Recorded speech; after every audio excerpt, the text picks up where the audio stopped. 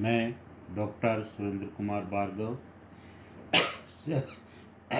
सहआचार्य ABST राजकीय महाविद्यालय खेत। माय डियर स्टूडेंट्स, अपने आज अंकेक्षण के अध्याय में अंकेक्षण के उद्देश्य पर चर्चा करेंगे, जो कि इस प्रकार है। एक अंकेक्षण के लिए अंकेक्षण के उद्देश्य अत्यंत महत्वपूर्ण होते हैं, क्योंकि ये उसके द्वारा किए जाने वाले कार्य क्षेत्र को निर्धारित करते हैं। अंकेक्षक को नियोक्ता से इन उद्देश्यों को लिखित में प्राप्त कर लेना चाहिए, ताकि भविष्य में अंकेक्षक के दायित्व के संबंध में कोई मतभेद उत्पन्न न हो, जैसा कि Affle versus Anand Dexter and company तथा लीच वर्सेस स्टॉक्स आदि के मुकदमों में हुआ था। यदि अंकेक्षक की नियुक्ति किसी विधान के अंतर्गत हुई हो तो इस संबंध में अंकेक्षक का भार हल्का हो जाता है, क्योंकि उस विधान में अंकेक्षक के अधिकार, कर्तव्य, दायित्व भी दिए गए होंगे। इसलिए मतभेद की गुंजाइश नहीं रहती। अंकेक्षण के प्रमुख उद्देश्य निम्नलिखित हैं। नंबर 1, अंतिम खातों की सच्चाई एवं शुद्धता की जांच। अंकेक्षण का सबसे महत्वपूर्ण उद्देश्य यह है कि अंकेक्षक हिसाब किताब की जांच करके पता लगाए कि व्यवसाय का लाभ हानि विवरण सही एवं उचित लाभ या हानि को तथा चिट्ठा व्यवसाय की सही एवं उचित आर्थिक स्थिति को बताता है अथवा नहीं। जिन व्यवसायों में विधान के द्वारा अंकेक्षण अनिवार्य कर दिया गया है, उन सब में तो अंकेक्षण का यह उद्देश्य होता ही है। निजी अंकेक्षण में इस उद्देश्य को कम महत्व नहीं दिया जाता। इसके बिना व्यवसायी को अपनी सफलता या विफलता का सही ज्ञान नहीं होता। भारतीय कंपनी विधान ने कंपनियों के वैधानिक अंकेक्षण में इसी उद्देश्य को सबसे अधिक महत्व दिया है। नंबर 2, अशुद्धियों का पता लगाना।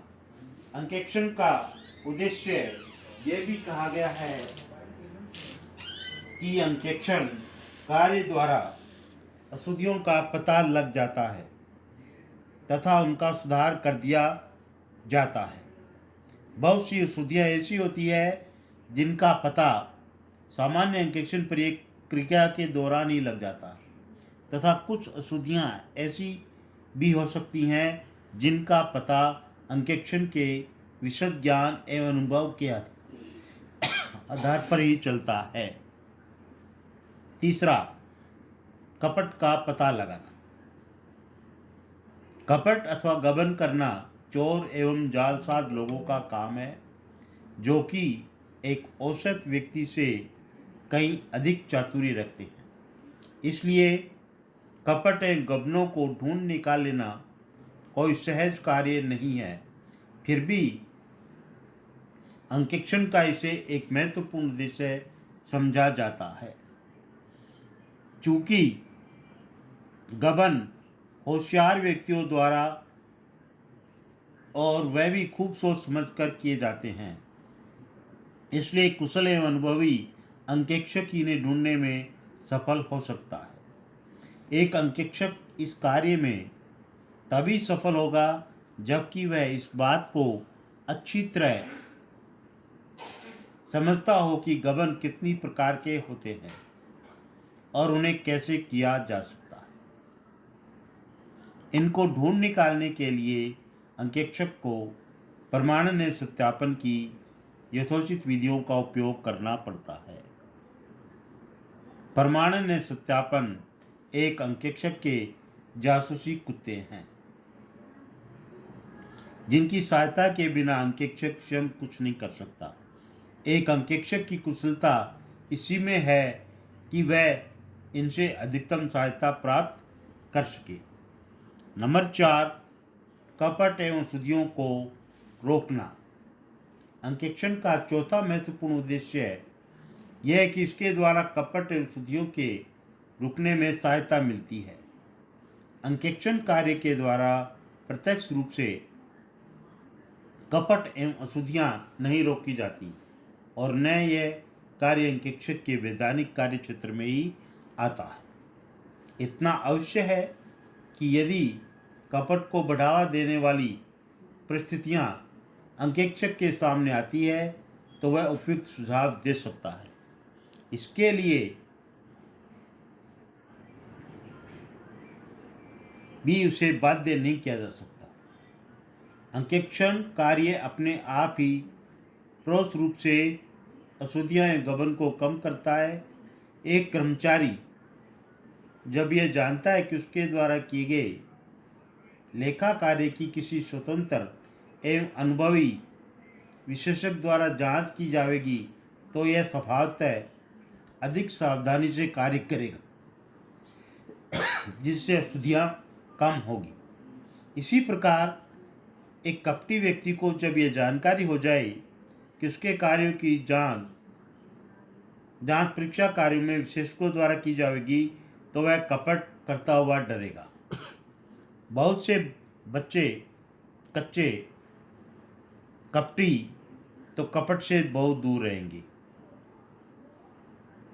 अंकेक्षण के अभाव में पक्के कपटी तो स्वतंत्रतापूर्वक कार्य करेंगे ही, कच्चे कपटी भी समय समय आगे बढ़ेंगे और समय पाकर पक्के कपटी बन जाते हैं।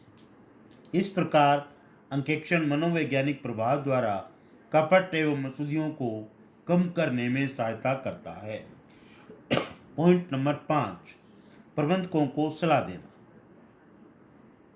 हिसाब किताब की परीक्षा के समय अंकेक्षक को संस्था की बहुत सी कमजोरियों की जानकारी हो जाती है और एक विशेषज्ञ के नाते वह स्थिति में होता है कि प्रबंधकों को उचित सलाह दे सके। बहुत से अंकेक्षक ऐसा करते भी हैं, विशेष तौर पर ऐसे समय जबकि उनसे ऐसी सलाह मांगी जाए। यह ध्यान रखना चाहिए कि सलाह देना अंकेक्षक का वैधानिक कर्तव्य नहीं है और न ही आंतरिक मामलों में अंकेक्षक की सलाह मानने के लिए प्रबंधक बाध्य है। हाँ, लेखाक्रम संबंधी सलाह प्रबंधकों को मान लेनी चाहिए। पॉइंट नंबर 6, कंपनी की सही वित्तीय स्थिति का पता लगाना।